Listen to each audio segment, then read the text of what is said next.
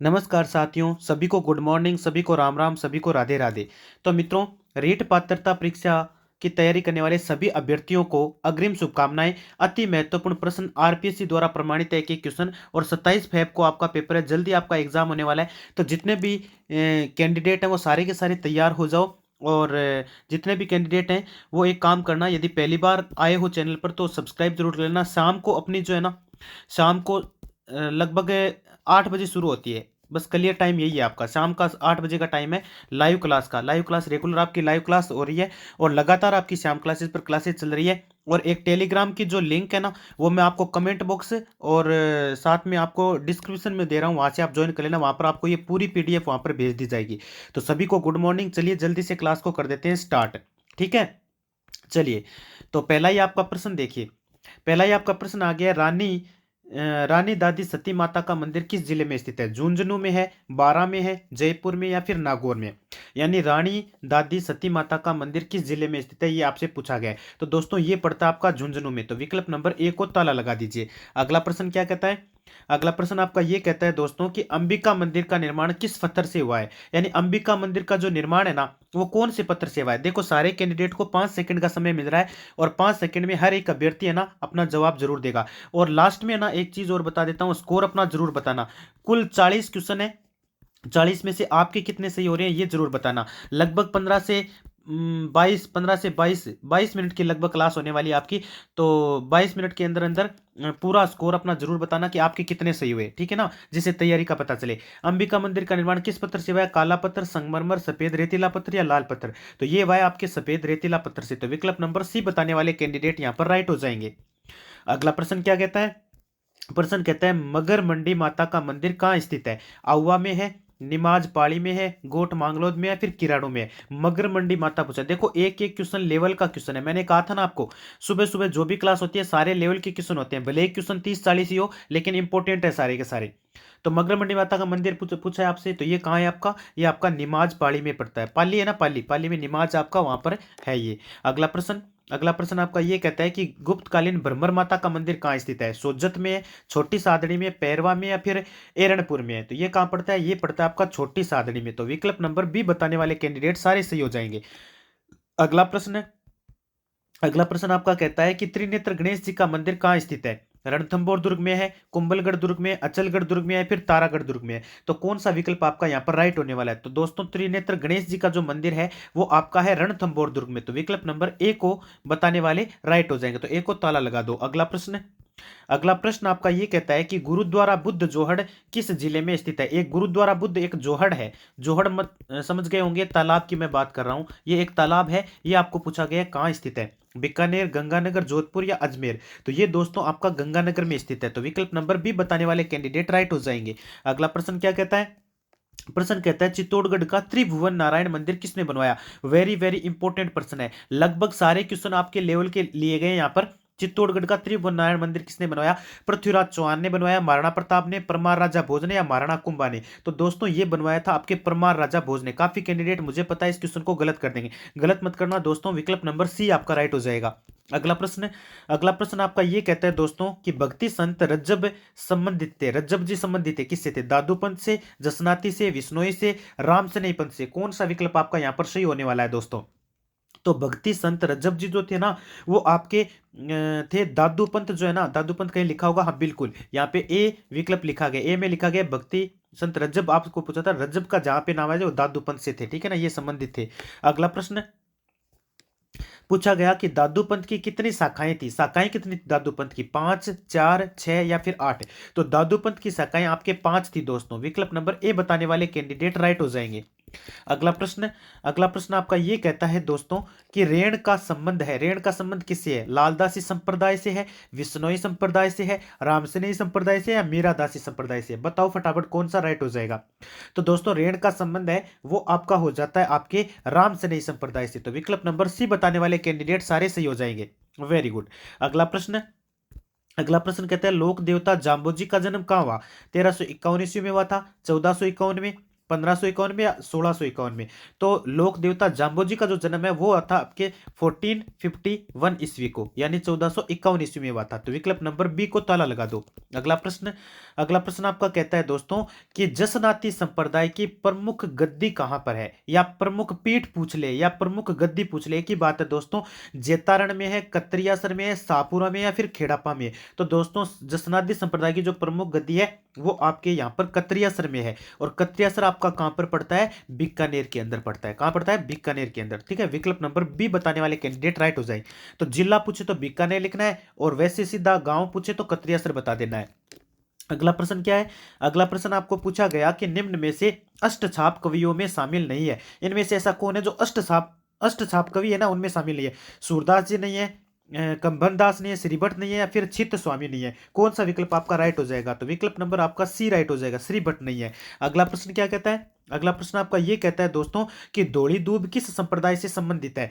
जसनाती संप्रदाय से, हरियापंथी संप्रदाय है, या दादूपंथी, या लालदास। कौन सा विकल्प आपका राइट हो जाएगा। तो दोस्तों धौली दूब किस संप्रदाय से संबंधित है ये आपसे पूछा गया, और यहां पर आपका विकल्प नंबर कौन सा राइट हो जाएगा, वेरी गुड। यहां डी बताने वाले कैंडिडेट सही हो जाएंगे, लाल दासी संप्रदाय। अगला प्रश्न कहता है मंत्र राज प्रकाश किस संत के आध्यात्मिक विचारों का संकलन है। संत हरिदास का है, संत लालदास का है, संत सूरदास का, या संत चरणदास का है। तो यहां पर आपका कौन सा विकल्प राइट होने वाला है, तो मंत्र राज प्रकाश किस संत के आध्यात्मिक विचारों का संकलन है, यह आपसे पूछा गया है। तो यहां पर आपका विकल्प नंबर कौन सा राइट हो जाएगा, वेरी गुड, ए बताने वाले कैंडिडेट सही हो जाएंगे, संत Haridas is the correct answer. अगला प्रश्न आपका कहता है अलखिया संप्रदाय की स्थापना किसने की। संत दास जी ने की थी, चरण दास जी ने की थी, स्वामी लालगिरी, या फिर भोलानाथ ने की थी। तो कौन सा विकल्प आपका यहां पर राइट होने वाला है, तो दोस्तों विकल्प नंबर आपका कौन सा राइट हो जाएगा, वेरी गुड, यहां पर हाँ स्वामी लालगिरी बताने वाले कैंडिडेट सही हो जाएंगे, सी इज द आपका करेक्ट आंसर। ठीक है, वेरी गुड। अगला प्रश्न कहता है नवल संप्रदाय की मुख्य पीठ कहाँ है। अब नवल संप्रदाय की पूछ ली, पहले जसनाती की पूछी थी, सापुरा, साबला, जोधपुर, या फिर रेण। कौन सा विकल्प राइट होगा, तो दोस्तों ये आपके जोधपुर में है, तो विकल्प नंबर सी बताने वाले कैंडिडेट राइट हो जाएंगे। अगला प्रश्न कहता है अरावली का कौन सा भाग सर्वाधिक वर्षा प्राप्त करता है। उत्तरी पूर्वी भाग, मध्य भाग, दक्षिणी भाग, या फिर शेखावाटी पहाड़ियां। कौन सा विकल्प आपका यहां पर राइट होने वाला है, दोस्तों विकल्प नंबर आपका सी राइट हो जाएगा, दक्षिणी भाग। कौन सा भाग है, दक्षिणी भाग आपका यहां पर राइट आंसर हो जाएगा। अगला प्रश्न क्या कहता है, प्रश्न कहता है अरावली पर्वतमालाओं की सुदूर दक्षिणी जड़ जहां से प्रारंभ होती है वो स्थान बताइए। पालनपुर है, आबू पर्वत है, अरब सागर तल है, या फिर गोकुंदा है। तो दोस्तों यहां पर आप विकल्प सी बताने वाले कैंडिडेट राइट हो जाएंगे, वो स्थान आपका अरब सागर तल है। अगला प्रश्न कहता है आपका कि अरावली किस प्लेट से अलग हुई। सोमाली प्लेट से अलग हुई, सुंडा प्लेट से हुई, यूरेशियन प्लेट से, या अरेबियन प्लेट से। दोस्तों काफी बार इस क्वेश्चन को मैंने आपको बताया, अरावली जो है वो आपकी यूरेशियन प्लेट से अलग हुई थी। तो विकल्प नंबर सी बताने वाले कैंडिडेट राइट हो जाएंगे। अगला प्रश्न क्या कहता है, अगला प्रश्न आपका कहता है कि राजस्थान के अरावली प्रदेश में राज्य के कुल कितने जिले सम्मिलित किए गए हैं। 10 जिले, 12 जिले, 9 जिले, या फिर 8 जिले। कौन सा विकल्प आपका राइट हो जाएगा, तो दोस्तों विकल्प नंबर आपका कौन सा राइट हो जाएगा, बी राइट हो जाएगा, 12 जिले। अगला प्रश्न आपका ये कहता है दोस्तों कि मेसा का पठार किस जिले में स्थित है। उदयपुर जिले में है, चित्तौड़गढ़ जिले में है, राजसमंद जिले में, या फिर सिरोही जिले में है। कौन सा विकल्प आपका राइट हो जाएगा, तो दोस्तों मेसा का जो पठार है ना ये आपका पड़ता है चित्तौड़ में। ठीक है, और लसाड़िया का पूछे तो वो आपका उदयपुर हो जाएगा। ठीक है, अगला प्रश्न है आपके राजस्थान का सर्वोच्च ऊंचा पठार कौन सा है। सर्वोच्च ऊंचा पठार पूछा है, मेसा है, हाड़ौती है, बोराट है, या उड़िया है। तो राजस्थान का सर्वोच्च आपका उड़िया हो जाता है, उड़िया उड़ा दो, विकल्प नंबर डी को उड़ा दो। ठीक है, अगला प्रश्न क्या कहता है आपका, अगला प्रश्न कहता है जयसमंद झील के पूर्व में पठार स्थित है वो बताओ। ऊपर माल वाला है, भूमट का है, लसाड़िया का, या फिर मालवा का। यहाँ जयसमंद झील लिखा गया, आपके ध्यान से देखिएगा, तो वो है लसाड़िया का पठार। विकल्प नंबर सी बताने वाले कैंडिडेट राइट हो जाएंगे। अगला प्रश्न है बूंदी जिले में स्थित पहाड़ियों को क्या कहा जाता है। गिरवा, मगरा, डोरा पर्वत, या फिर आडावाड़ा पर्वत। तो बूंदी जिले में जो स्थित पहाड़ियां हैं उनको कहते हैं दोस्तों आडावाड़ा। क्या कहते हैं, आडा वाला पर्वत कहते हैं। तो विकल्प नंबर डी बताने वाले कैंडिडेट राइट हो जाएंगे। अगला प्रश्न कहता है आपका जिंदोली सुरंग राजस्थान के निम्नलिखित में से किस जिले में स्थित है। जयपुर में है, अलवर में, उदयपुर में, या राजसमंद में। ये कहाँ है जिंदोली सुरंग आपकी, तो ये पड़ती है आपके अलवर के अंदर दोस्तों। कहाँ पड़ती है, अलवर के अंदर। तो अलवर बताने वाले कैंडिडेट क्या हो जाएंगे, राइट हो जाएंगे, बी को लॉक कर दो। अगला प्रश्न आपका कहता है दोस्तों कि 56 की पहाड़ी राजस्थान के कौन से भाग में अवस्थित है। छप्पन की पहाड़ी राजस्थान के कौन से भाग में अवस्थित है? डूंगरपुर बांसवाड़ा में है, उदयपुर में है, बाड़मेर में या फिर कोटा में है? तो दोस्तों छप्पन की पहाड़ी जो है वो आपके पड़ जाती है बाड़मेर के अंदर। तो विकल्प नंबर सी को राइट कर दो, ठीक है, ताला लगा दो। अगला प्रश्न आपका ये पूछा गया कि राजस्थान के किस जिले में जरगा पर्वत है? तो जरगा कहाँ है दोस्तों? सिरोही में है, उदयपुर में, अलवर में या फिर जयपुर में? ये कहाँ पड़ता है? ये पड़ता है आपका उदयपुर के अंदर। विकल्प नंबर ए आपका राइट हो जाएगा। अगला प्रश्न क्या कहता है? अगला प्रश्न आपका परवेरिया, शिवपुर, देबारी और सुरा का संबंध किससे है? पर्वत चोटी, दर्रा, घाटी या पठारी क्षेत्र? तो दोस्तों परवेरिया, शिवपुर, देबारी, सुरा जो है ये सारे के सारे दर्रा हैं आपके। तो विकल्प नंबर बी को लॉक कर दो। दर्राओं को कहते हैं, और दर्रा होता है आपके संकरा रास्ता। संकरा क्या होता है? रास्ता होता है किसके बीच? पहाड़ों के बीच। ये पहाड़ों के बीच का जो संकरा रास्ता होता है उसको दर्रा कहा जाता है दोस्तों। तो विकल्प नंबर बी को उड़ाओ। अगला प्रश्न आपका ये कहता है दोस्तों कि यानी बार दर्रा स्थित है दक्षिणी अरावली, उत्तरी अरावली, मध्य अरावली या मालखेत की पहाड़ियां? तो दोस्तों ये आपके मध्य अरावली में। तो विकल्प नंबर सी आपका राइट हो जाएगा। अगला प्रश्न, केवड़ा की नाल किस जिले में स्थित है? सीकर में है, सिरोही में है, उदयपुर में है या फिर कोटा में है? केवड़ा की नाल आपसे पूछा गया है। तो केवड़ा की नाल पड़ती है आपके ये उदयपुर के अंदर। तो विकल्प नंबर सी को ताला लगा दो दोस्तों, ठीक है, सी इज द करेक्ट आंसर।